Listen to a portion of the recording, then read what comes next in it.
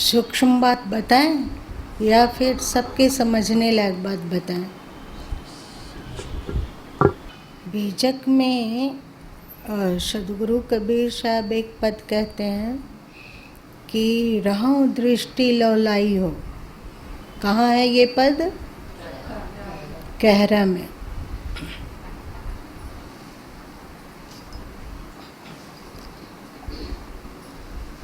इस पर गुरु माँ एक बार उपदेश किए थे। क्या उपदेश किए थे याद है किसको?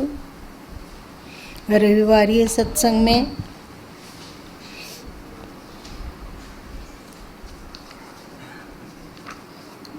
साधन पद्धति में से एक भी साधन छूटा नहीं हुआ है बीजक से। एक भी साधन ऐसा नहीं लगता है जो कि बीजक के बाहर और कुछ हो। तो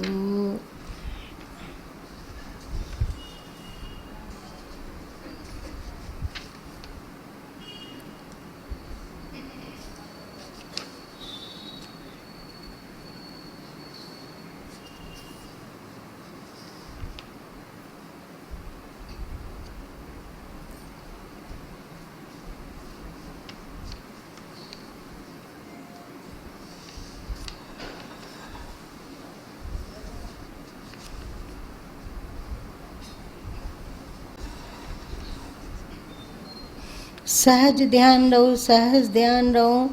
गुरु के वचन समाई हो। मेली सृष्टि चराचित राखो, रहो दृष्टि लौलाई हो। लौ मतलब क्या होता है? ध्यान होता है। और बसंत में सदगुरु कबीर साहब कहते हैं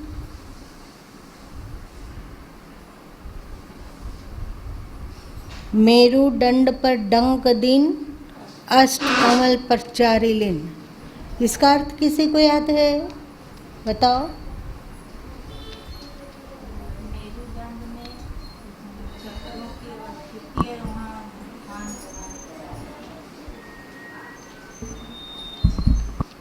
और किसी को याद है?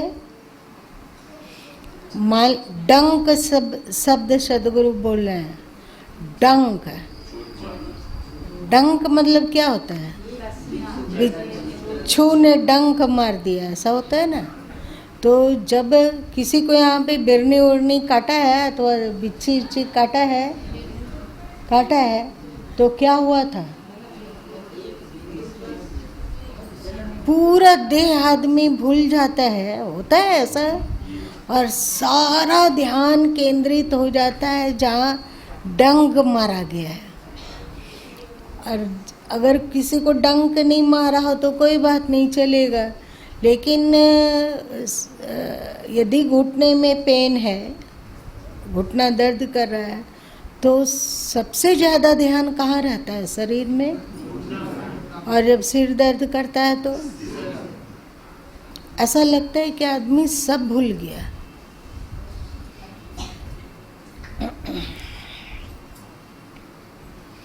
उसी तरह सदगुरु कबीर साहब बोले मेरु दंड पर डंक के समान स्थिर हो जाओ, जैसे बिच्छी ने मारा हो। और आप लोगों को पता है कि मेरुदंड में कितनी हड्डियां हैं? एकदम सही बात, 33। ये जो आप लोगों के हिंदू धर्म में कहा जाता है कि 33 करोड़ देवता, वो वस्तुतः आपकी रीढ़ की हड्डी में अवस्थित सूक्ष्माति सूक्ष्म देव सत्ता है। मतलब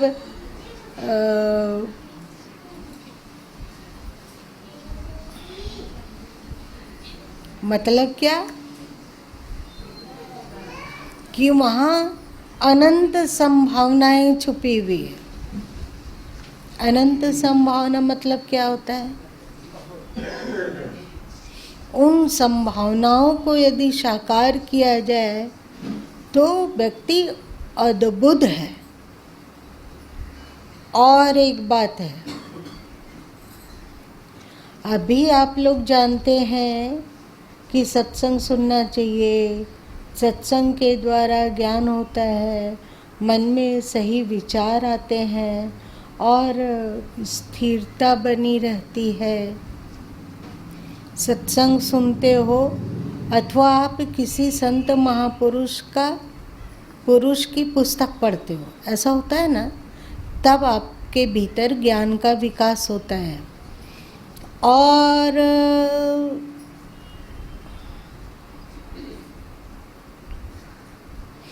फिर जब उस ज्ञान को चर्चा करने का आपको अवसर आता है तो आप कहते हैं, आप ऐसा उसका वर्णन करते हैं जैसे लगता है वो ज्ञान आपका क्या है, अपना है। लेकिन वो ज्ञान आपकी जानकारी है, ज्ञान नहीं। आप सत्संग के द्वारा, स्वाध्याय के द्वारा जानकारी को संग्रहित किया और उस जानकारी के कारण लगता है कि आप सब कुछ जानते हो।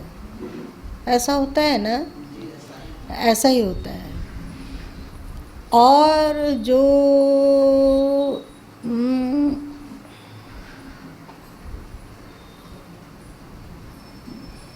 सदगुरु कबीर साहब हों अथवा गीता है, तो गीता में काखा से शुरू किया गया। काखा बीजक में है पर बहुत छुपा हुआ, और गीता में ना काखा से शुरू किया गया। काखा क्या है, एक बार बताएं, सत्संग में बताओ क्या है।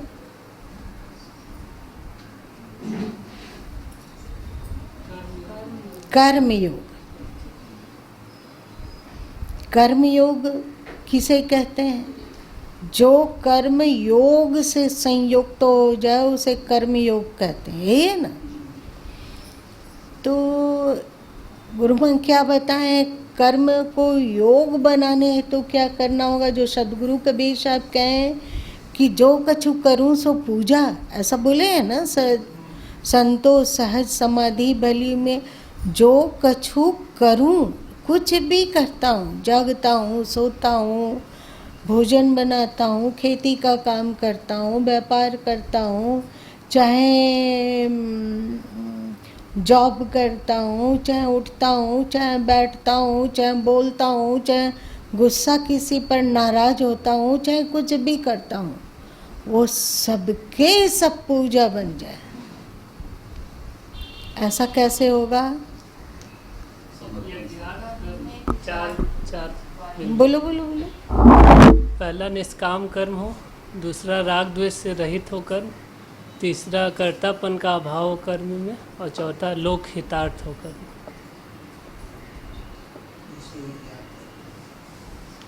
इसी को यज्ञार्थ कर्म कह लो, इसी को निष्काम कर्म कह लो, और इसी को कर्म योग कह लो, इसी को जो कछु करूं सो पूजा कह लो। पर 4 क्वालिटियां होनी चाहिए। कर्म निष्काम हो, इसका मतलब क्या होता है?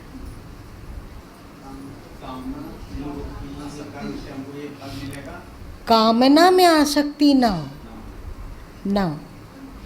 आप कर्म कर रहे हैं वो बिल्कुल, और जो नीचे वाला शर्त है उसमें जुड़ा हुआ, उसके द्वारा निश्चय ही आपके कर्म की क्वालिटी बड़ा ही दिव्य हो जाती।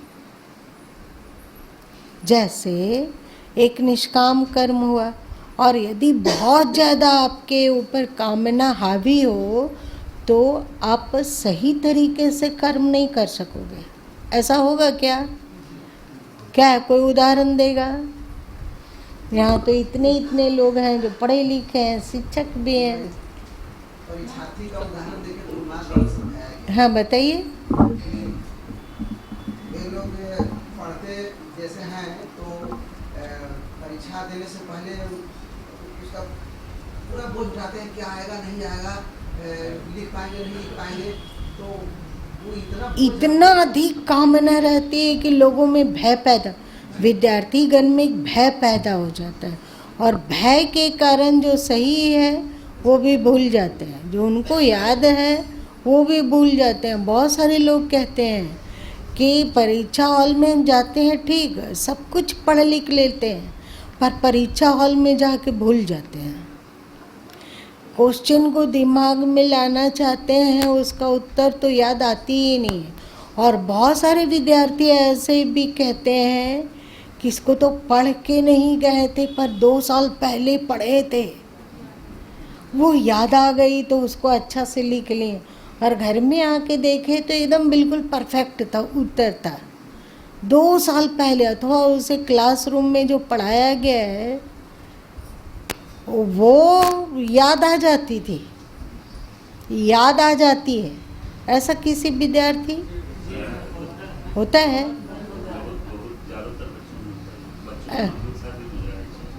हाँ, तो आप कामना से बहुत ज़्यादा ग्रथित नहीं होंगे, क्योंकि कामना की पूर्ति होना हम लोगों के हाथ में नहीं है।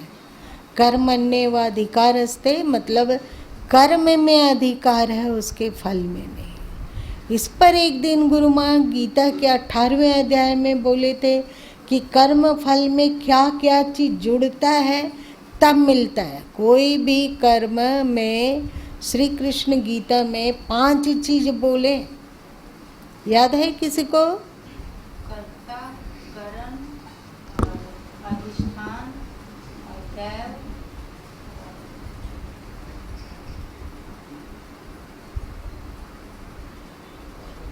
चलो, ये हुआ निष्काम कर्म। और दूसरा है राग द्वेष से ऊपर उठकर कर्म हो, राग और द्वेष से ऊपर उठकर। ये क्वालिटी हम लोगों में कितनी है?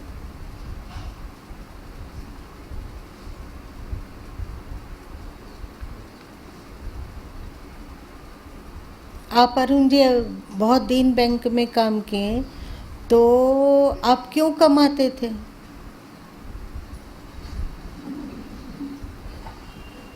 बताइए सुभाष जी, आप बताइए। हाँ, घर परिवार चलाने के लिए, घर परिवार बच्चों को पालने के लिए। मतलब ये राग से ग्रथित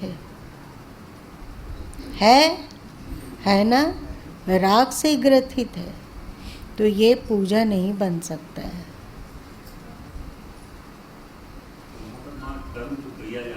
सुबह से लेकर 10 बजे से लेकर 5-6 बजे तक कर्म किया, कुछ तो उद्देश्य तो चलेगा नहीं। तो वही तो पूछ रहे हैं कि क्या उद्देश्य रखेंगे? उसको उद्देश्य था कि हम किसी से कुछ पा रहे हैं, अर्थोपार्जन भी कर रहे हैं, तो उसका तो रिटर्न देना है। एक वो भी नौकरी लगी, दूसरा उनको जवाबदेही है जो कि प्रकृति के द्वारा मिल गई है, उसकी जवाबदेही प्रकृति के द्वारा जो, तुम बोलो रे ज्ञानी बाबू, बोलो। राग से ग्रसित होकर ही कर होता है व्यापार अथवा जो जॉब कर रहे हैं, तो उसका उद्देश्य तो मतलब घर परिवार को चलाना, आर्थिक उपार्जन करना राग है। सुख सुविधा युक्त जीवन जीना, अच्छा खासा अपना स्टेटस बनाना, इमेज बनाना, हम अच्छा लोगों से व्यवहार भी करना, इच्छा होती है कि हमारी छवि अच्छी बनी रहे अथवा लोग के सामने हम अच्छा रहे, कुछ ना कुछ तो। लेकिन ये है राग से ग्रथित। हित लाभ सोच करके कर्म होता है। और बहन लोग बताओ, रसोई क्यों बनाती हो?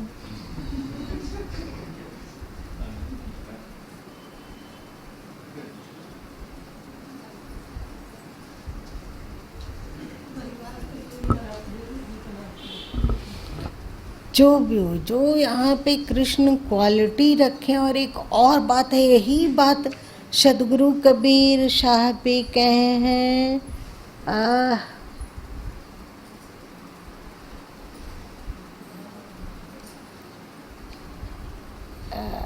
अनुभव भाव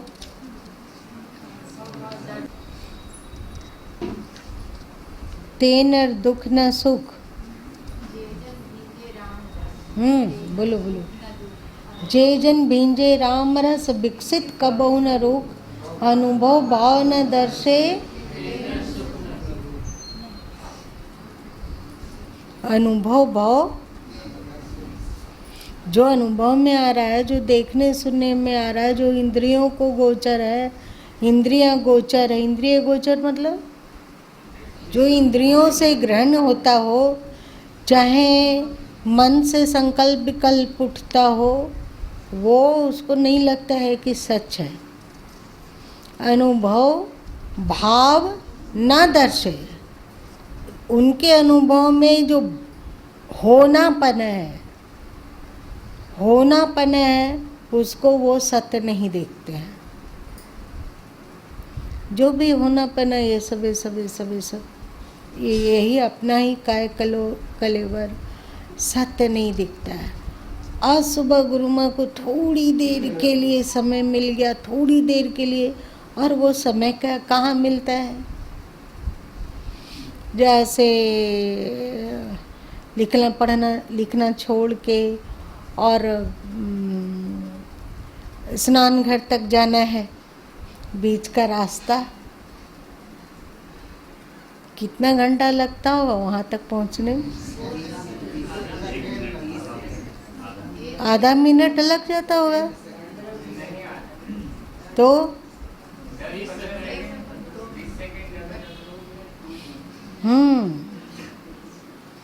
उसमें गुरु माँ के चिंतन में आया कि श्री कृष्ण कहते हैं कि ये प्रकृति हो और ये पुरुष है। मतलब ये शरीर जो भी इंद्रिय गोचर है वो प्रकृति है, और जो पुरुष है वो परमात्मा है। पुरुष मतलब जीव, चेतन। याद करो 13वें अध्याय में क्षर, अक्षर और पुरुषोत्तम, ईश्वर की बात यहाँ नहीं है। पुरुषोत्तम को ईश्वर कहा गया। अक्षर मतलब अविनाशी, जिसका क्षर नहीं होता है, वो है हमारी आत्मा। और जो क्षर है, क्षर मतलब क्षरित होने वाला, वो है प्रकृति। और पुरुष की क्वालिटी क्या होती है, इस पर श्री कृष्ण गीता में ही शायद दूसरे अध्याय में कहते हैं, अचलो अयम सनातन है। वो अचल है, अक्रिय है, और प्रकृति का कोई भी घटक क्रिया से रहित नहीं है। प्रकृति का घटक मतलब क्या हुआ? कुछ भी, जैसे ये डब्बा है ना, ये प्रकृति है कि पुरुष है? इसमें क्या क्रिया हो रही है? कोई बताइए फिजिक्स और बताओ। और उसमें जो बना हुआ अणु उसमें गति है सब जगह। क्या आप लोग बोलते हो? 3 गतियां क्या बोलते हो बताओ? इलेक्ट्रॉन, प्रोटॉन और न्यूट्रॉन। इलेक्ट्रॉन, प्रोटॉन और न्यूट्रॉन, इसके अंदर इसमें सक्रियता है कि नहीं?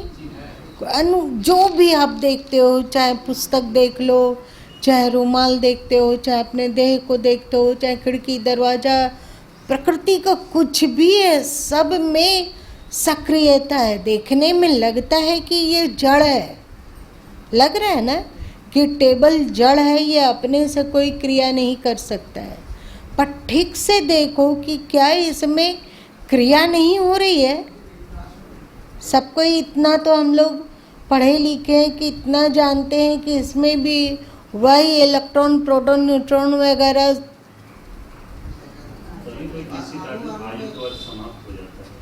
इस वाइब्रेशन है, मतलब क्रिया है।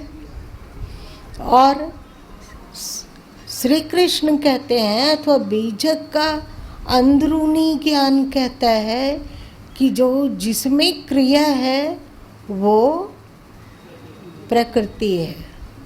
तो इसीलिए अनुभव भाव न दर्शय। जे जन भींजे राम रस, जो राम के रस में भींज गया उसके लिए अनुभव भाव न दर्शे। अपने अनुभव आँख से देखते हैं तो कुछ अनुभव बनता है कि ये काला रंग का माइक है, ये अनुभव बनता है। आँख खोल के देखते हो आगे कि ये नाटू है, नाटा है, ये अनुभव बनता है। लंबा है, गोरा है, काला है, अथवा संसारी है कि क्या है, ये सब भाव बनता है ना। तो ये सब को वो है ऐसा करके नहीं देखता है। जो जन बींजे राम रस विकसित कबहु न रूप, वो हमेशा शांति, आनंद और प्रसन्नता में रहता है। क्या? जो जन बींजे राम रस विकसित, विकसित मतलब क्या होता है? खिला हुआ। वो खिला हुआ रहता है। कबहु न रूख, रुख मतलब रूखापन, उदासी, तनाव, अशांति, ऐसा कभी नहीं होता है। जो जन बींजे राम रस विकसित कबहु न रूख, अनुभव भाव न दर्शे, ते नर सुख न दुख। समता में आ गए, ते नर सुख न दुख। अभी हम लोग को दुख सुख होता है कि नहीं? होता है। शरीर में कोई रोग बीमारी आ जाता है तो होता है, हाय हाय हम लोग करते हैं।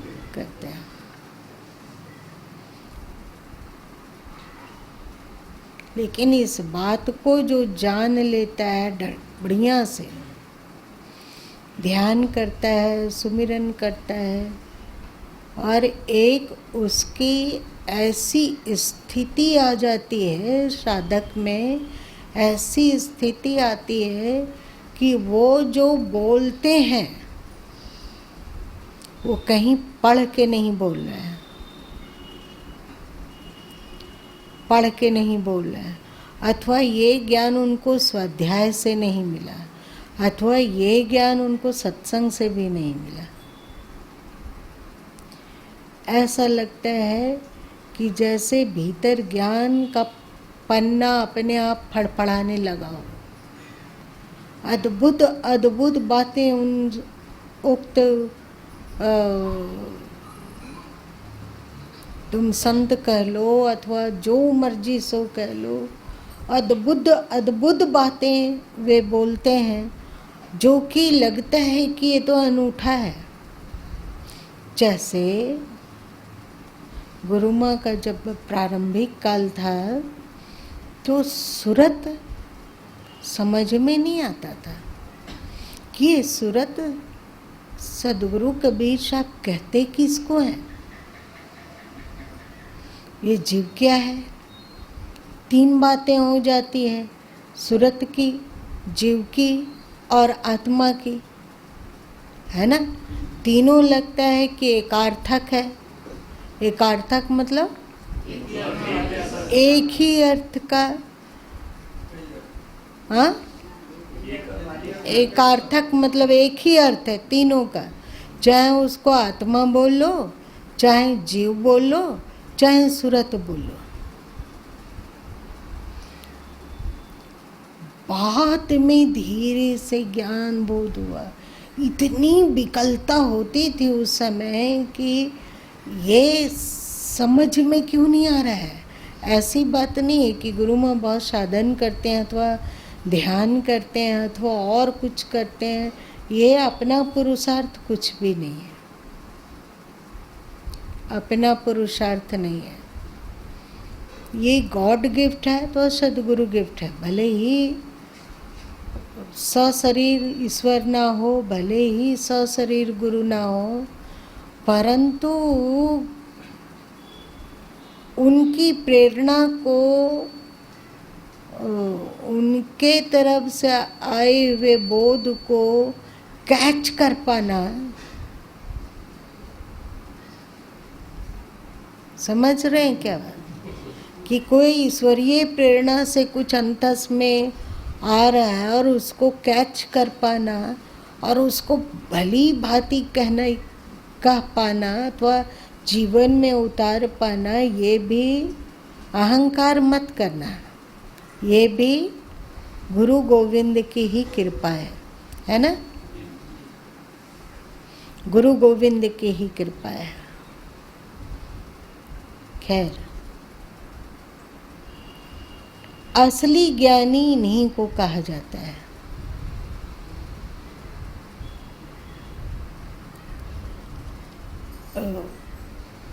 वे कहीं पढ़ नहीं रहे हैं, वे कुछ सुन नहीं रहे हैं, लेकिन जो सुनकर और पढ़कर भी ज्ञान मार्ग में चल पाता है तो वो कम कीमती नहीं है, पर केवल वो ज्ञान जानकारी बन के रह जाए।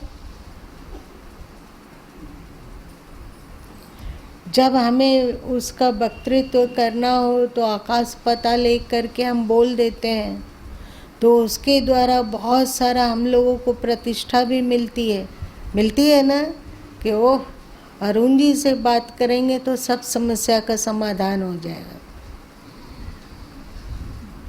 है ऐसा ना? है ना मौर्य जी?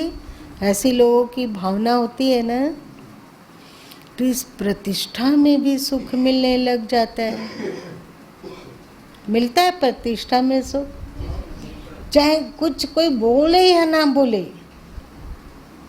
ठीक है कि मुंह से स्वीकार नहीं करते हैं कि हमको सुख मिलता है, लेकिन बहुत बारीक में उतरने पर लगता है कि अंदर में तो कोई बैठा हुआ है जो उससे सुख वैसे ही ले रहा है जैसे जौ की सब हम लोग का देह में चिपक जाता है तो वो चुसता रहता है, वैसे ही अंदर में कोई तो है जहाँ पर उसको अच्छा लग रहा है, सुख लग रहा है। क्या इतनी प्रतिष्ठा, अहो भाव, सुख मिल रहा है। और सदगुरु कबीर साहब कहते तेनर सुख न दुख। अब क्या करेंगे?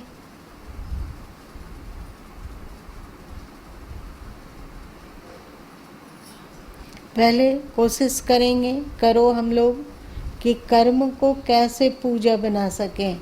सदगुरु कबीर साहब की बानी से उसको कहो कि कर्म को पूजा कैसे बना सकें, अथवा कृष्ण की बानी में कहो तो इसको कर्म योग कैसे बने।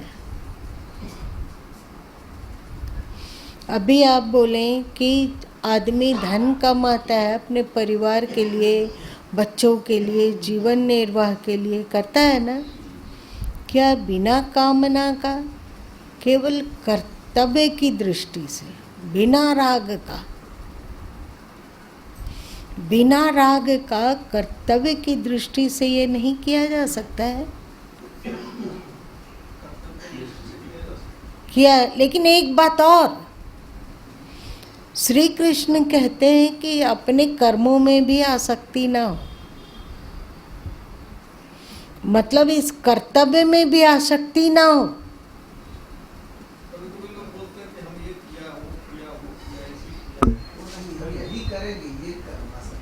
आसक्ति कर्म में, कर्तव्य में आसक्ति ना हो।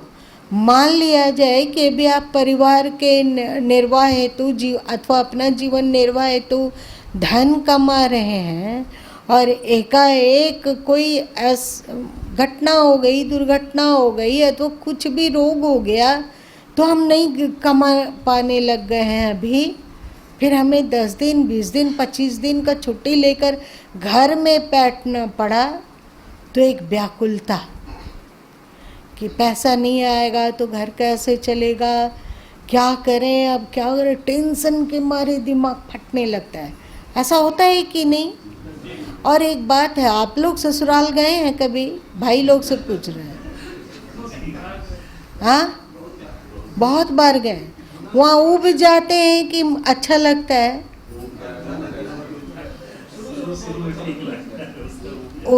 क्यों शुरू में? क्योंकि कुछ करने के लिए आपके पास है, ये मिलने आ गया, वो मिलने आ गया, वो मिलने आ गया तो ठीक है।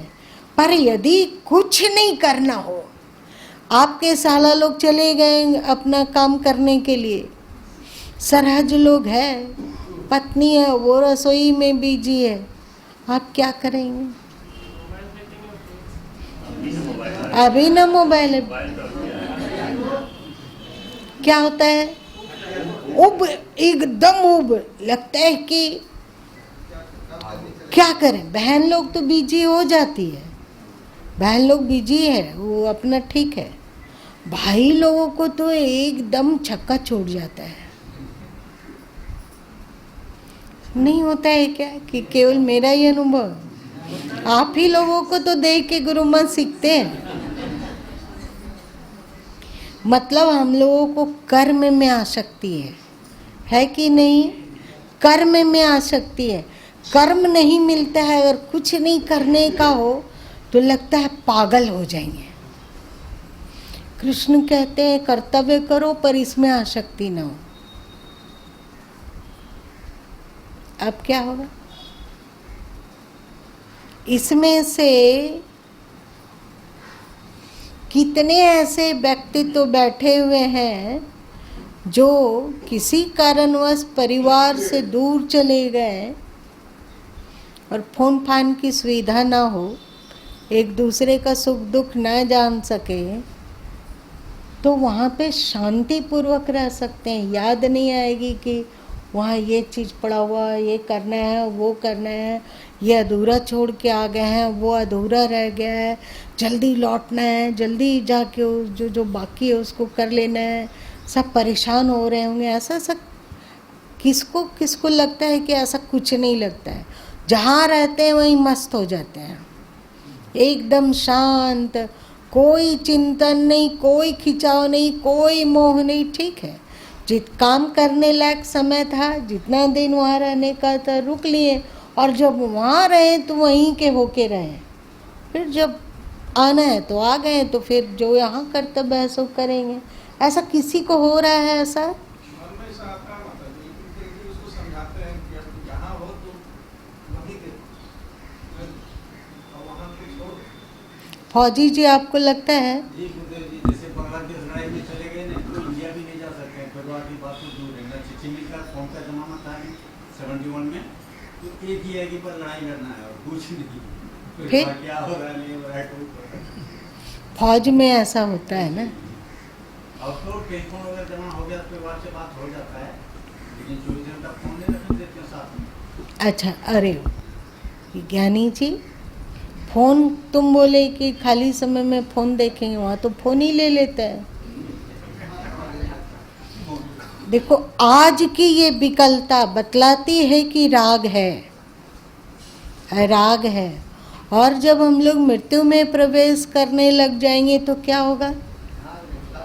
सब दिन के लिए छोड़ के जा रहे हैं। सोचो, 1 मिनट के लिए कल्पना करो,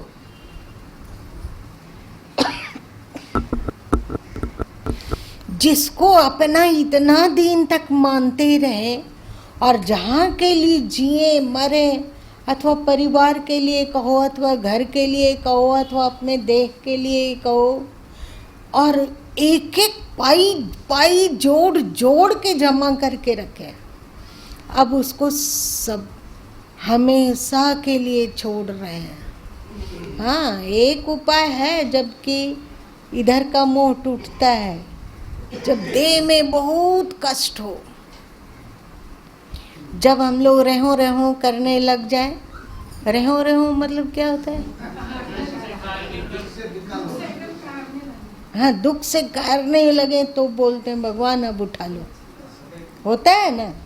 और जब तक ये इस तरह का कहर नहीं हो, तब तक ये कल्पना मात्र से कि मर जाना है, मरेंगे। मरना मतलब मरने से डर लगता है कि नहीं लगता है ना? बहुत बहुत डर लगता है, और शायद हम सबको डर लगता है। मरने से डर क्यों? क्योंकि छूट जाएगा, परमानेंटली छूट जाएगा। सदगुरु कबीर साहब साखी ग्रंथ में कहते हैं कि यह पुर पट्टन यह गली बहुरी न देखूं आए।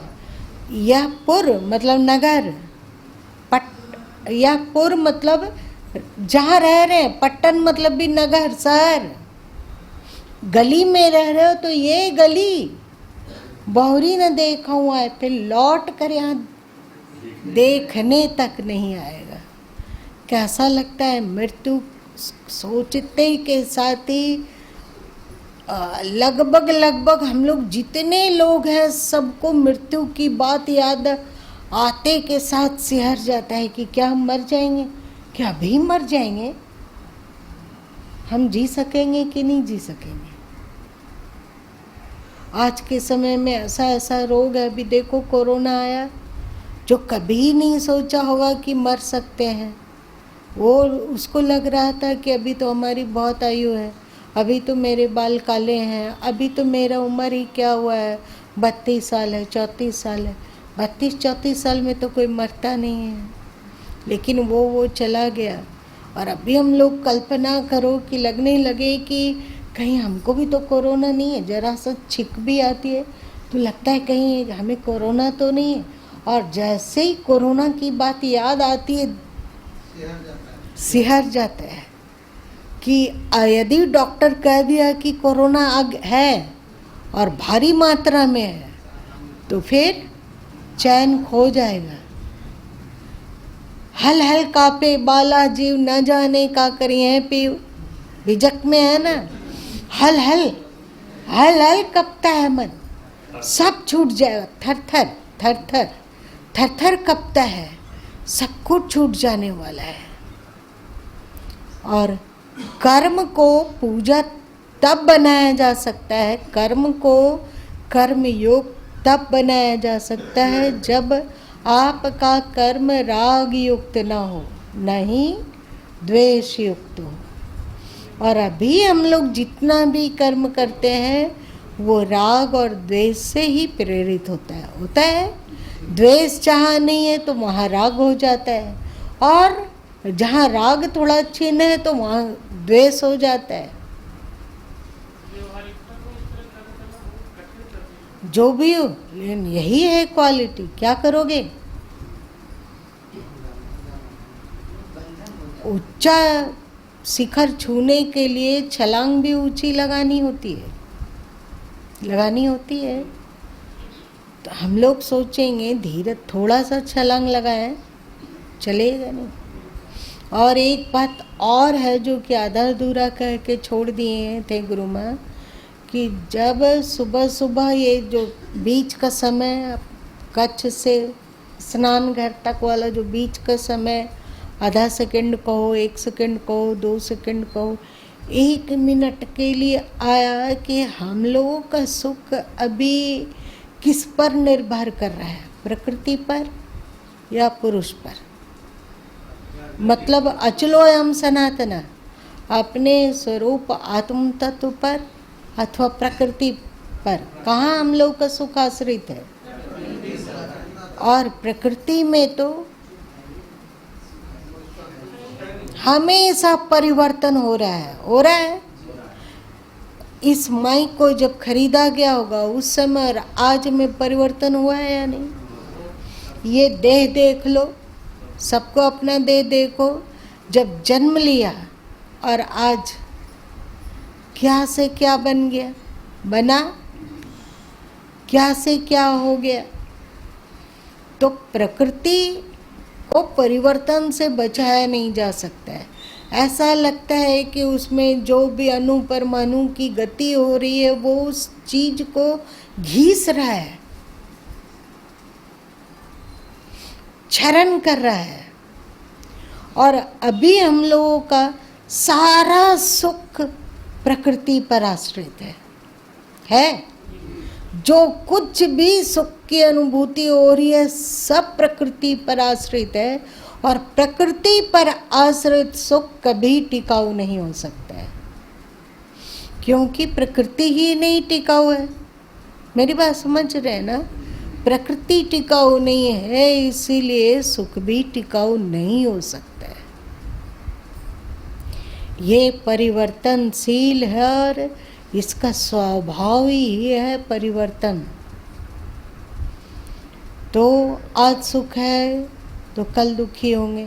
आज बच्चों में जब बच्चा जन्म लेता है तो माँ बाप को कितना सुख मिलता है ना, बहुत मिलता है।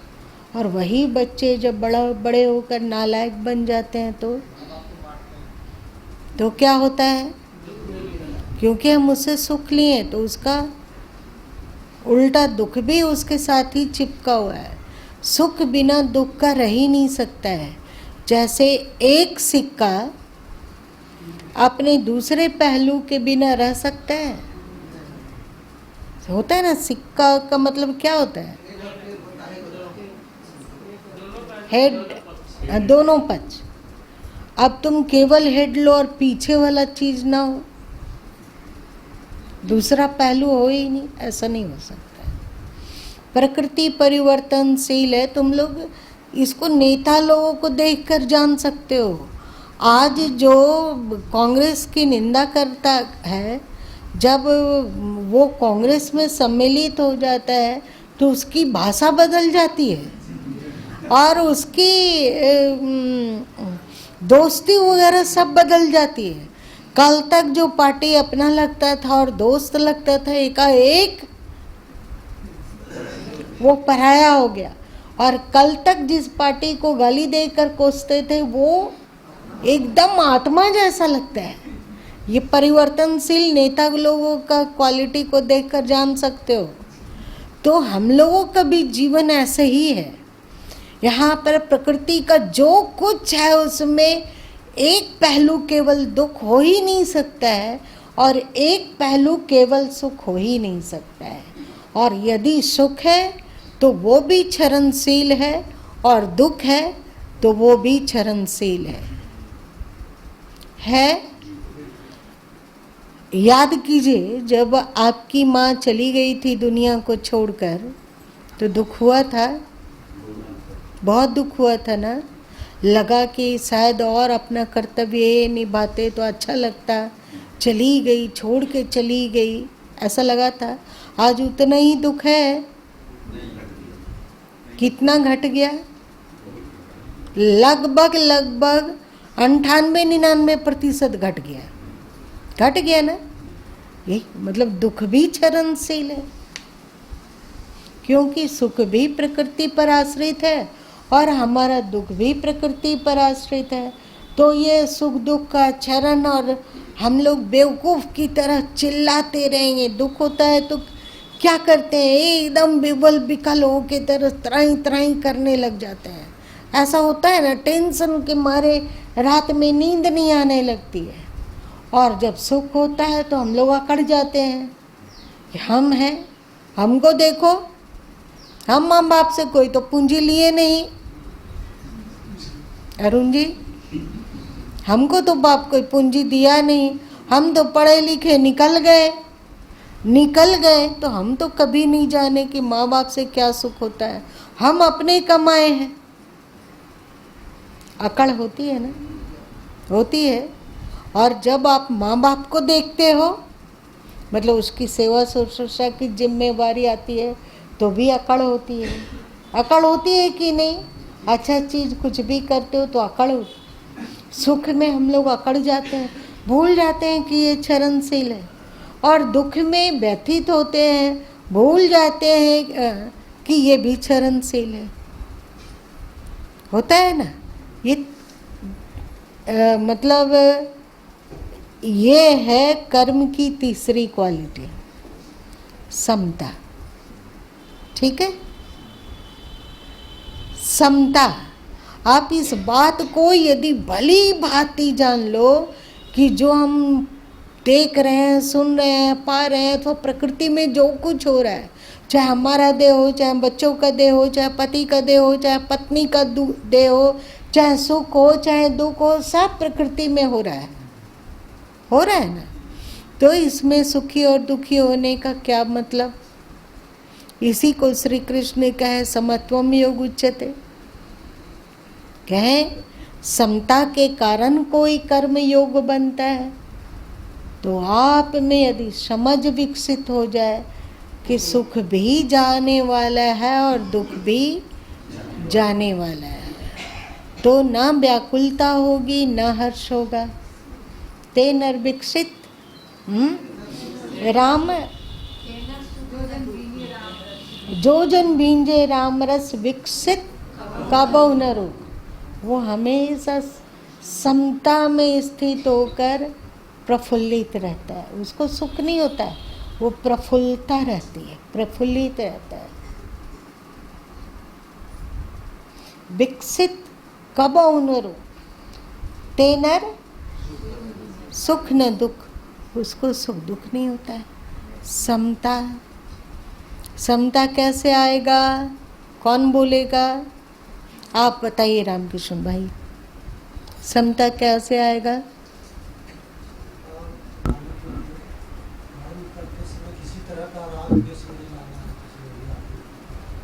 अच्छा, और कोई बताएगा? आप समझ विकसित करना होगा। कौन सा समझ? अरे बाबा अभी गुरु माँ बताए हैं। प्रकृति क्या है और पुरुष क्या है? क्षर, ये क्षरणशील है, प्रकृति का सुख दुख है। प्रकृति से अभी हम लोगों के मन को सुख मिल रहा है और प्रकृति से ही हम सबको दुख मिलता है। यही ना, सुख दुख का कारण तो प्रकृति ही है।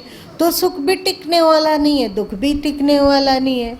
तो इस समझ को यदि हम भली भांति पकड़ सकें तो क्या होगा? क्षमता आ जाएगी। इस समझ को, इस ज्ञान को भली भांति पकड़ ले तो समता ही समता है। ये हुआ कर्म योग का मतलब, कर्म जो कछु करूं सो पूजा का तीसरी क्वालिटी। और चौथी क्वालिटी है स्वार्थ से ऊपर उठकर परार्थ कर्म करना।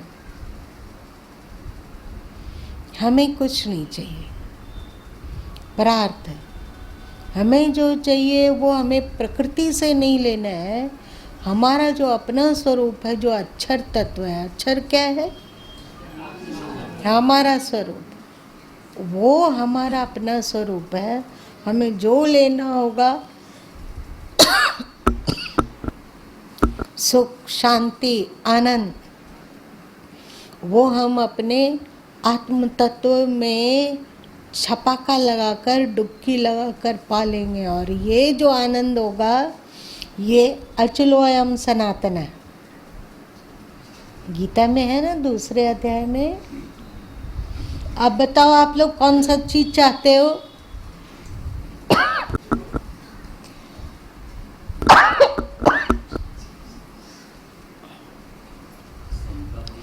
अचल सुख, अचल आनंद या क्षरित आनंद, क्षरित सुख? अचल आनंद के लिए आप दुनिया को पकड़ोगे। अब हमें दुनिया से कुछ नहीं चाहिए, क्योंकि जान गए कि ये जो मिलेगा वो क्षरणशील होगा। हमारे भीतर जो शांति की भूख है, खुशी की भूख है, तृप्ति की भूख है, सुख की भूख है, इस क्षुधा का निवारण तो अचल सनातन अपने आत्म तत्व में ही गोता लगाने से मिल सकता है। अब ये 4 क्वालिटियाँ हो गई। निष्कामता, राग द्वेष से ऊपर, राग द्वेष से ऊपर मतलब समता, और कर्तापन का अभिमान नहीं।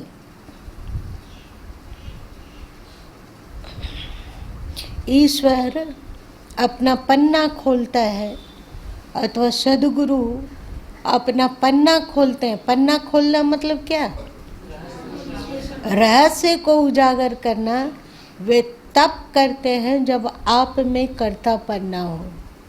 कर्तापन मतलब मैंने किया, मैंने बोला, मैंने सोचा, मैंने इसका अर्थ बताया, मेरे कारण सबको श्रेष्ठ ज्ञान मिल रहा है। मैं आज के समय में ये सब ज्ञान देने वाला कौन है? ये तो हम बोल रहे हैं। हमारी पहुंच बहुत ऊपर है, तभी तो ये बोल पा रहे हैं। जैसे ही कर्तापन आया, कि बीजक का घना तमाचा खाए। हम सेवा करते हैं, आश्रम आते हैं, हम इतना सेवा कर लेते हैं, हम और जब तक मैं है तब तक आप प्रकृति में है। ये हम किसको लेकर बोल रहे हैं? मन, बुद्धि, इंद्रियां, शरीर को लेकर। और सदगुरु कबीर साहब कहते हैं मैं बड़ी, बोलो,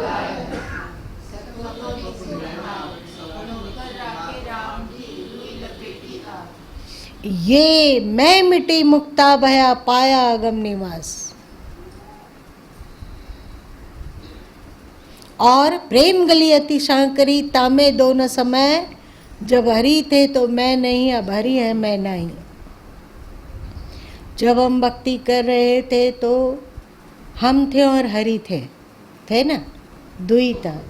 और अब ऐसा हो गया है कि अब हरि है मैं नहीं। जब तक मैं रहता है तब तक ईश्वर नहीं होता है, नहीं होता है, वो अपना राज नहीं खोलेगा। और जब ईश्वर राज खोलता है तो मैं रहता ही नहीं। प्रेम गली अति शांकरी तामे दोनों समाई, जब मैं था तब हरि नहीं, जब तक मैं था तब तक ईश्वर नहीं थे मां।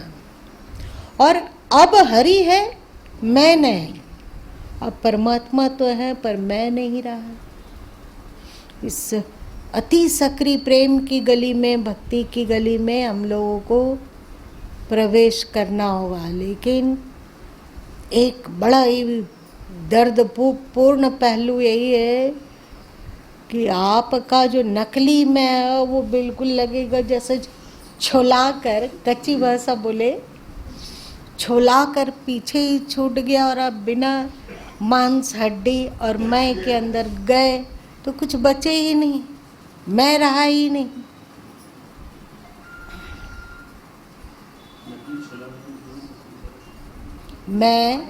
मैं का जो अभी हम लोगों पर आवरण था वो बिल्कुल ही छुला गया, अब मैं बचा ही नहीं। आप लोग कुछ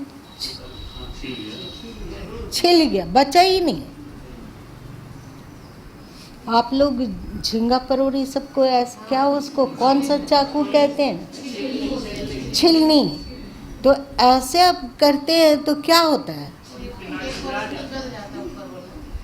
तो हम लोगों का ऊपर वाला क्या है? प्रकृति वाला चीज मैं मिट जाए तो हम लोग क्या रहेंगे?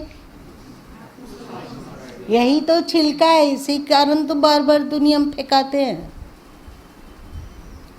तो ये चार क्वालिटी, निष्कामता, समता, कर्तापन का भाव नहीं, और चौथा